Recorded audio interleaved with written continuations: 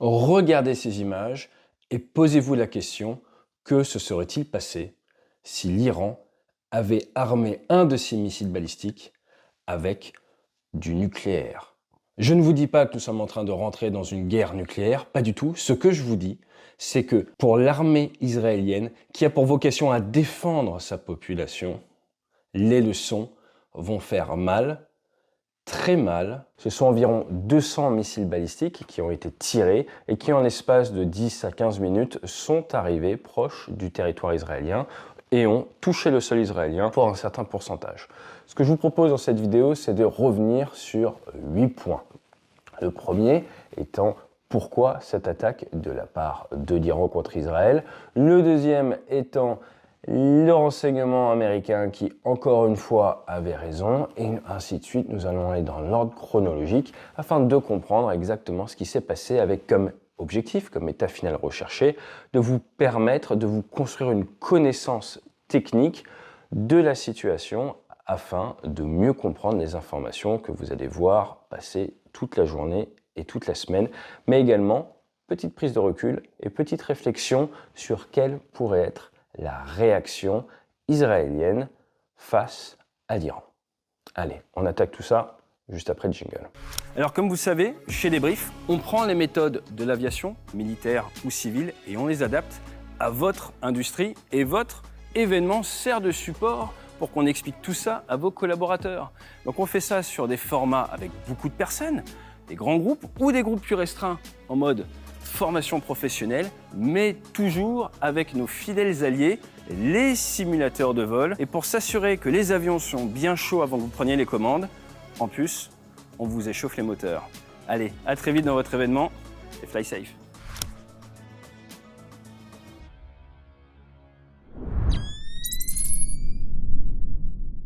En première étape, je vais juste vous rappeler l'histoire très courte. Ces dernières semaines, il y a eu des attentats sur le territoire iranien et également des attaques sur le territoire libanais qui ont coûté la vie à des chefs du Hezbollah, qui est un proxy de l'Iran, mais également à des militaires iraniens, des gardiens de la révolution.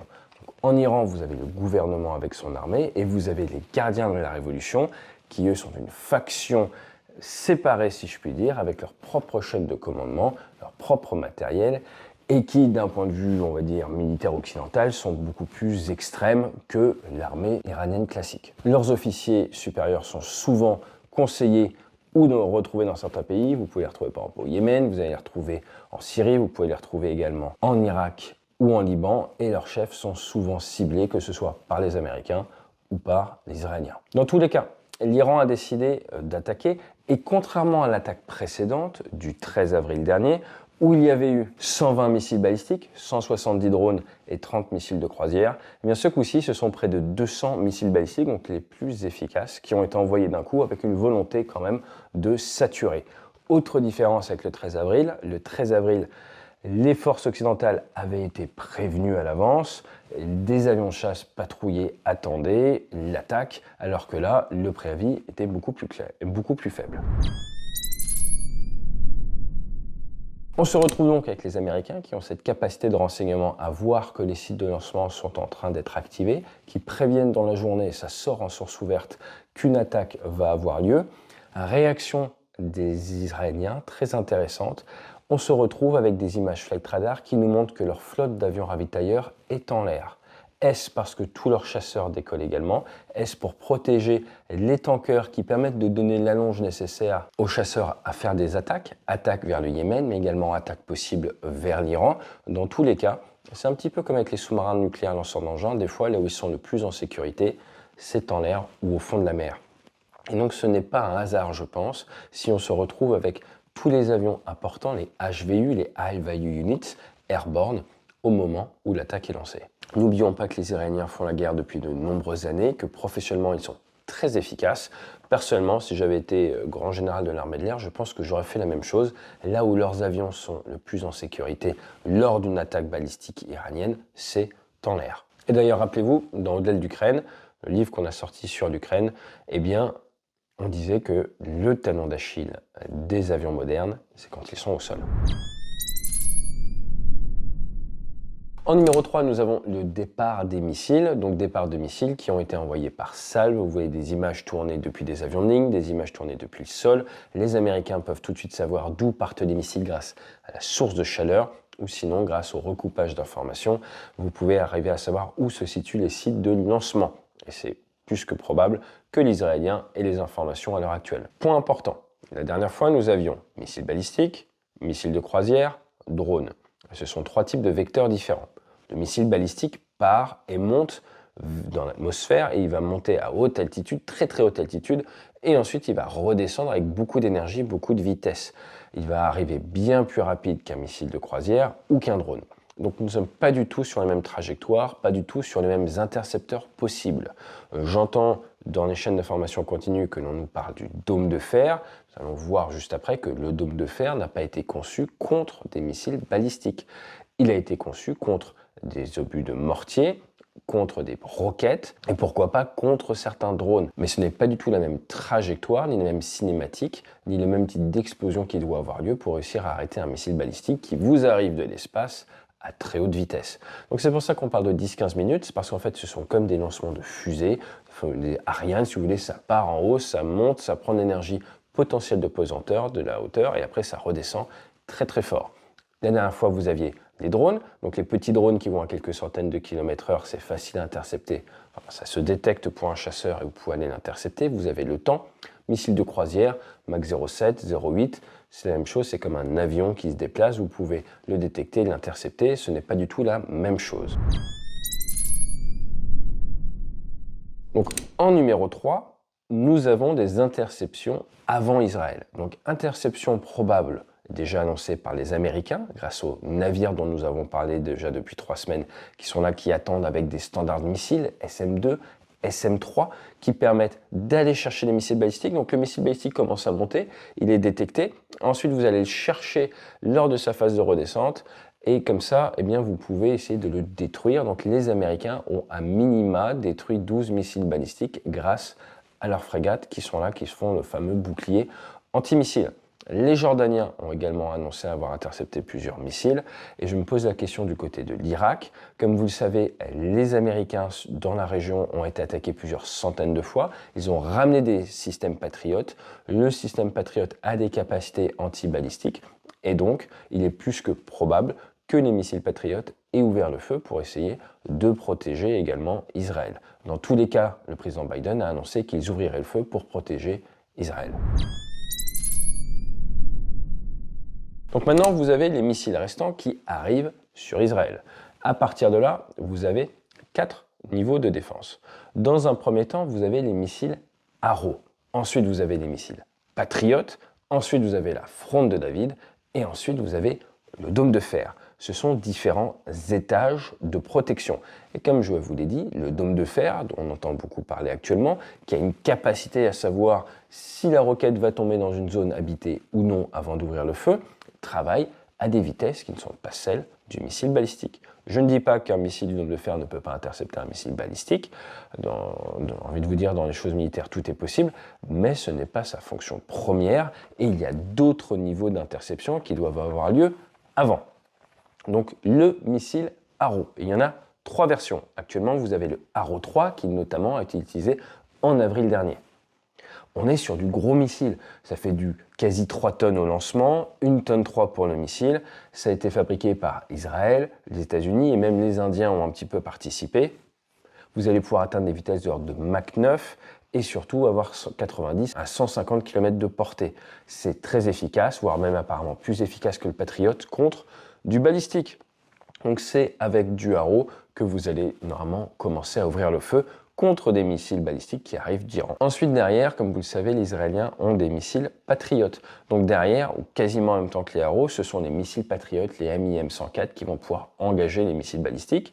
Ça a une portée entre 90 et 140 km. Et depuis le retour d'expérience de l'Ukraine, il y a de grandes chances qu'ils aient des versions améliorées d'un point de vue informatique pour mieux taper du balistique. Ensuite, derrière, vous avez la fronde de David. Ça a été un développement conjoint entre Rafael et Raytheon. Et là, l'objectif, normalement, c'est d'arrêter des roquettes ou des missiles de croisière. Vous êtes quand même sur un missile à 2 étages, c'est du gros missile, avec un capteur radar, mais également électro-optique pour la fin. Et là, ça porte de 70 à 250 km fonction des versions. Et le missile s'appelle le Stunner. Donc la fronde de David, également utilisée, peut être normalement, je pense, utilisée contre les missiles balistiques. Et après, et seulement après, vous avez le fameux dôme de fer qui est ce matin dans tous les narratifs, qui vous explique que vous avez vu autant de missiles balistiques passer, car le dôme de fer n'engage que si ça va sur une zone habitée. Ce n'est pas le cas pour la fronde de David, le Patriot, l'Arrow, qui de toute façon n'ont pas la finesse de savoir si un missile balistique qui arrive de l'espace vise à 1 degré à gauche ou 1 degré à droite. Donc il ne faut pas se mentir, il ne faut pas tomber dans la propagande. Il y a actuellement 2 propagandes, 2 narratifs qui vont sortir. Le narratif iranien qui va vous dire que 90% de leurs missiles ont fait but, ce qui est faux, et le narratif israélien qui va vous dire qu'il n'y a rien à craindre et qu'ils peuvent vous protéger. On va le voir à la fin, ce qui, factuellement, ils n'ont pas eu beaucoup de pertes, mais dire que tout est sans contrôle, on va le voir, c'est mentir sur un point qui, je pense, inquiète les Iraniens et va nous permettre à comprendre la suite. Je vous explique tout ça à la fin. Une fois que tous les missiles ont tapé, il faut aller au résultat. Comme on dit, le BDA est fort et à parier, bien que nous n'aurons pas forcément toutes les images. La dernière fois, on n'a pas réussi à avoir en source ouverte des images, par exemple des bases militaires israéliennes où il y avait eu des impacts. Et là, il semblerait quand même que des cibles, notamment des terrains israéliens, aient été touchés. Je ne m'attends pas à ce qu'on ait beaucoup d'informations sur les impacts qui ont eu lieu. Dans tous les cas, je ne pense pas que l'efficacité de ce raid iranien ait été très élevée. Mais il a démontré que des missiles peuvent passer. Et cela veut dire quelque chose pour les militaires israéliens. L'objectif des militaires israéliens est de pouvoir protéger leur population. Si on en revient au dôme de fer, je vous rappelle que le dôme de fer, il a été créé, il est opérationnel depuis 2011, parce que lors de la guerre, la dernière, Israël-Liban de 2006, 4000 roquettes avaient été tirées par le Hezbollah contre Israël. Et entre 2000 et 2008, le Hamas avait tiré 4000 obus de mortier. D'où cette volonté de protéger la population grâce à ce dôme de fer qui peut engager entre 4 et 70 km, un radar qui détecte les trajectoires, un ordinateur de gestion qui décide d'engager ou non, car ça vous coûte quand même 100 à 150 000 $ l'interception. Et ensuite, on envoie le missile Tamir, qui a son petit capteur électro-optique et ces 8 ailettes qui sont très efficaces pour venir taper la munition qui essaye de taper votre population. En novembre 2012, il avait déjà réussi 400 interceptions. En octobre 2014, c'était 1200 interceptions. Donc on est sur des milliers d'interceptions réussies par le dôme de fer, qui a créé un mythe qui est que, en fait, personne ne peut toucher le territoire israélien car il est sous dôme de fer, sous cocon. Ce qui n'est pas vrai pour des attaques saturantes de missiles balistiques. Et qu'est-ce que vous avez tendance, le jour de la grosse guerre, à tirer avec des missiles balistiques?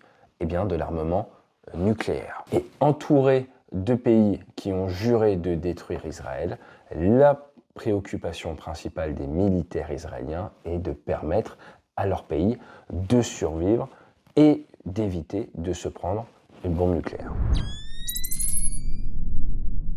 Et c'est là où le problème nucléaire iranien rentre dans l'équation. Le 19 juillet dernier, vous aviez Blinken qui a annoncé que la situation actuelle, elle n'est pas bonne.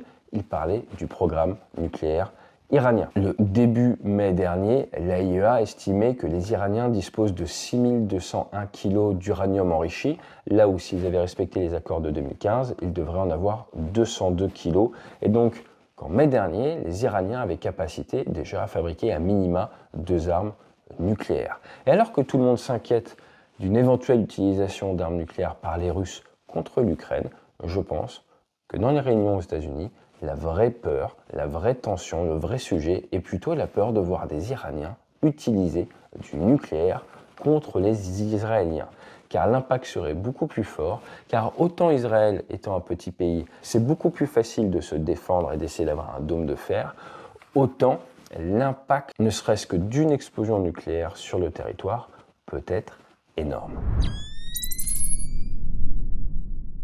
À l'instant T, il semblerait que les Iraniens n'aient pas encore cette capacité nucléaire.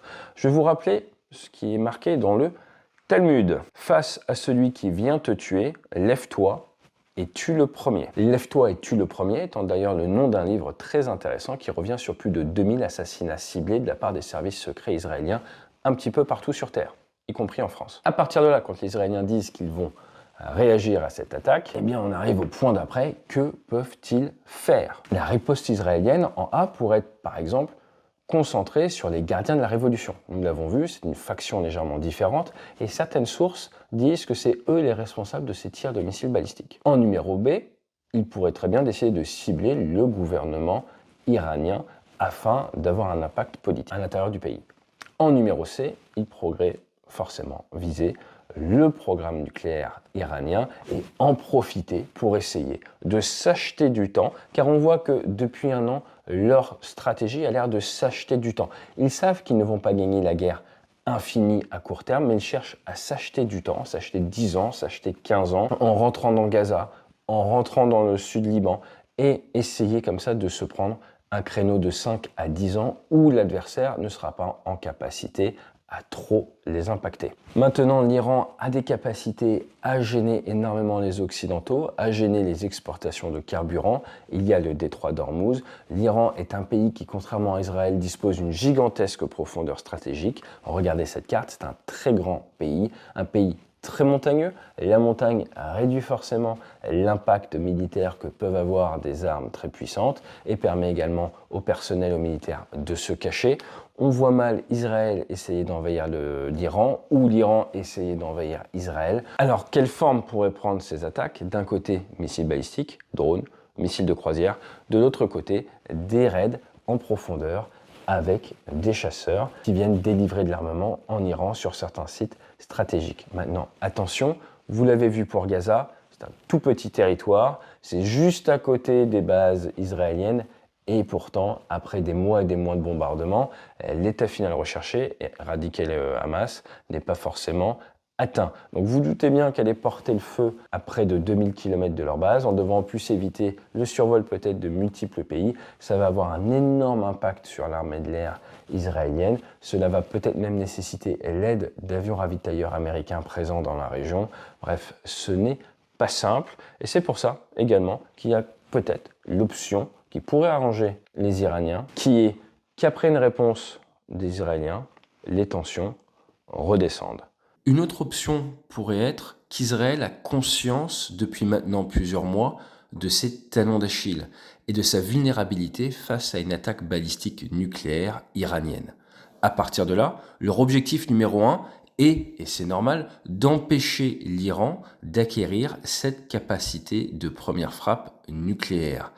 Comment faire pour être efficace? Regardez ce qui se passe avec la Russie. Tout simplement en réussissant à mettre en place des sanctions internationales beaucoup plus fortes contre l'Iran afin de les empêcher de transformer leur essai nucléaire. Comment faire? Les pousser à la faute, les pousser à ouvrir le feu, les pousser à agresser trop fort Israël ou ses alliés. Et c'est peut-être ce qu'on est actuellement en train de voir. Nous n'avons pas de boule de cristal. Ce qui est sûr, c'est que nous avons la chance à l'heure actuelle d'être tranquille en France. Néanmoins, petit rappel très intéressant, si un pays comme Israël n'est pas capable de se protéger à 100% de missiles balistiques, vous aurez bien compris que le reste du monde n'est pas capable également de faire de même. Et donc, c'est un petit rappel, je pense, cette attaque, que nous sommes tous vulnérables à une attaque saturante de missiles balistiques, dont certains peuvent être équipés de têtes nucléaires. Et n'oubliez pas, quand on commence une guerre, on sait quand elle commence, on ne sait pas quand elle finit. Je vous dis à très bientôt sur la chaîne, et d'ici là, fly safe.